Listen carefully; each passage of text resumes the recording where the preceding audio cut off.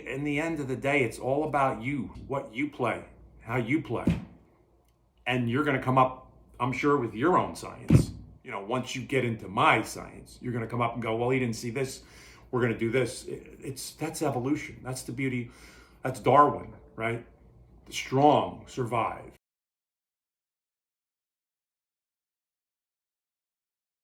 So today I thought I'd cover some motions that I use on the drum set, especially in relationship to the new science. And that just simply means another way of looking at things from the perspective that I'm coming at it from. It's a new way of looking as opposed to staying with the tried and true ways of thinking about movement or getting around the drums or even striking the drum. It's just a different way of looking at things to get some different results, maybe that you never thought you could get. And we'll be putting links up for everything that I'm going to talk about if they don't make sense to the videos that we already have posted. And if we don't have them posted yet, they are coming. That's what we're going to ride to today. I'm going to use both hands. These are the setups for my hands. This is how I set them up. They just look like this. I just drop the stick into my hand like this. There's no squeezing. It just sits in there. Same with my right. It just sits in my right hand. That's all it is. It's really getting the spot where I feel balanced. It could be back here, it could be here. It's whatever I'm doing, however I feel. It's what drum I'm playing, what stick I'm playing. And I don't really call this much as a fulcrum as a hinge. Same with my right hand. It's back with the middle finger and the thumb. I use that index finger as like a little safety zone in case I'm going to lose a stick or shock. It's like a shock absorber. And same thing with my fingers. With my left hand, I don't necessarily always keep the index finger on the stick. I like to ride with that middle finger and ring finger, doing a lot of the work. Pressure if I need to come in, for a smaller stroke, like with an inverted left, I might drop into that index finger and really put it down on that the left hand. Same with the right, coming from the side here, sort of an inverted stroke that I've come up with. It's just this. And, I use it to play softer, or I can get some height because look, I'm actually playing from here as opposed to here. Remember that the drop singles are just that 45-degree motion with the hand falling in like this. So that's a different place to play too.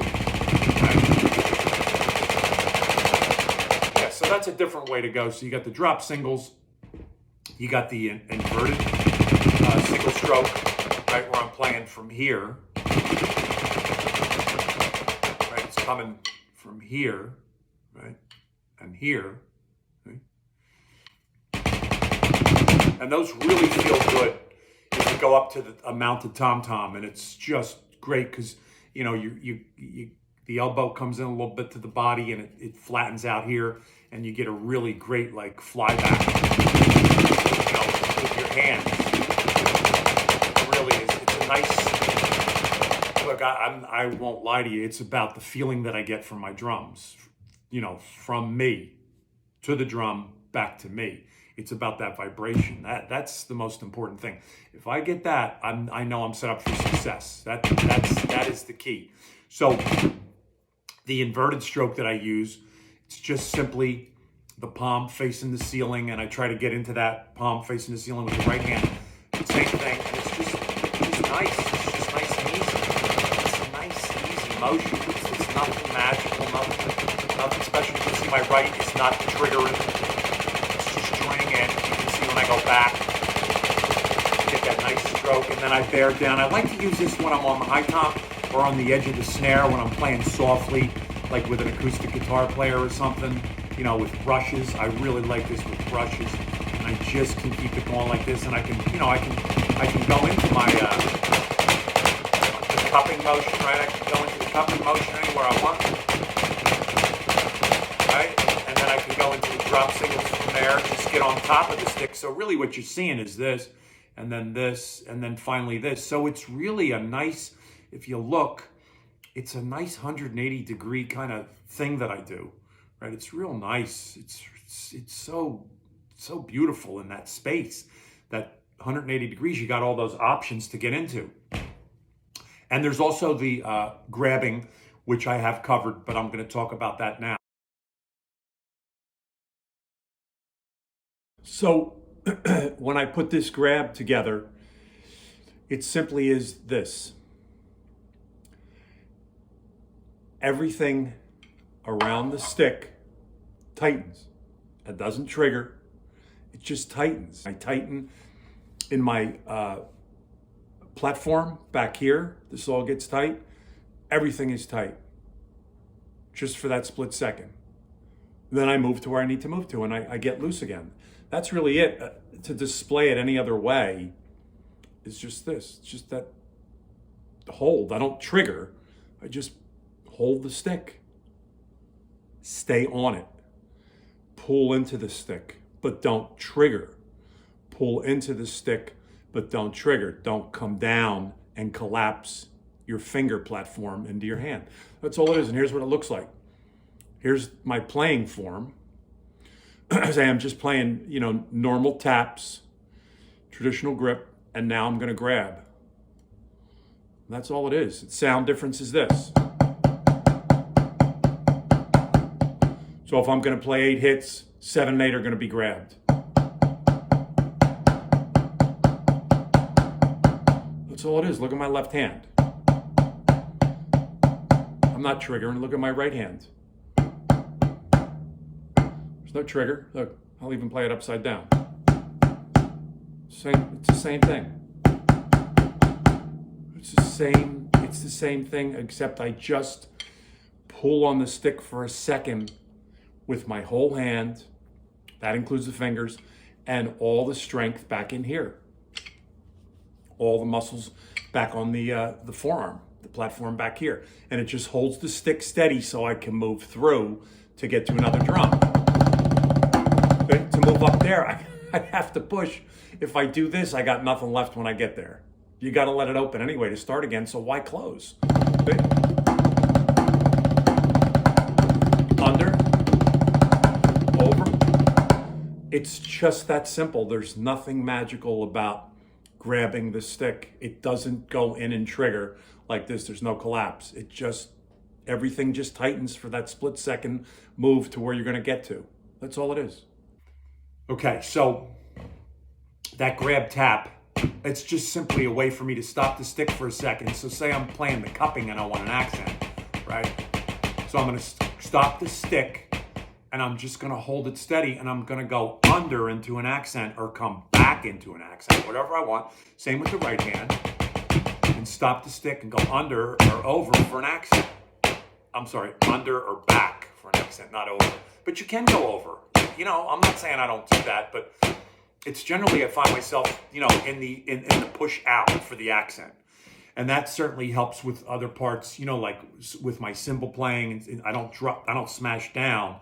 I play off the cymbal and pull up with that platform of those fingers. So you have all that too. I know I don't cover the right hand too much, but the right hand is playing those nice flybacks the same way as your left.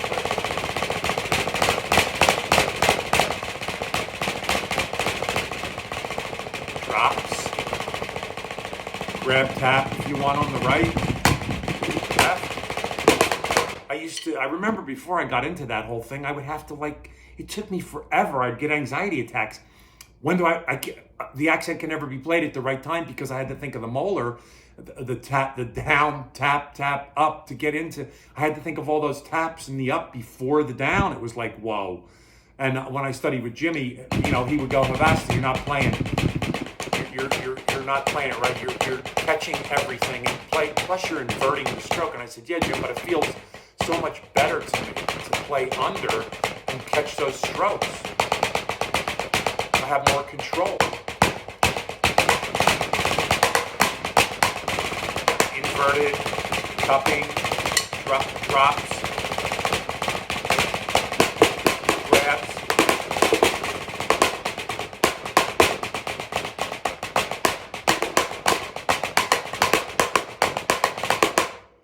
So So one last thing I want to talk about is actually using the whole platform. So the whole platform coming off the shoulder and then coming off the elbow, right? So, and I always play up, right? But this nice flyback because I'm playing off. I get those nice flybacks. So let's go, and then into drop singles, and then into the cupping, and then into the inversion, and then back. Because after all, you want to be able to play through these to get the desired effects on the drum, or the hoop, or with the sticks, wherever you're going to play, to make the music that you want to make. It's really, in the end of the day, it's all about you. It's what you play, how you play. And you're going to come up, I'm sure, with your own science. You know, once you get into my science, you're going to come up and go, well, he didn't see this, we're going to do this. That's evolution. That's the beauty. That's Darwin, right? The strong survive and progress. You stay in the same boat for what everybody's been doing for the last 100 years, you're not going to progress. You won't survive. Then you'll sound like everybody else. So it's good to move ahead. It's good to think creatively.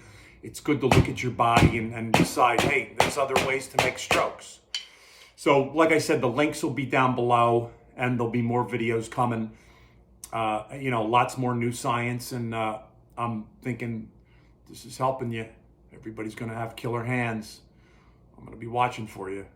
Anyway, stay connected. Stay subscribed. See ya.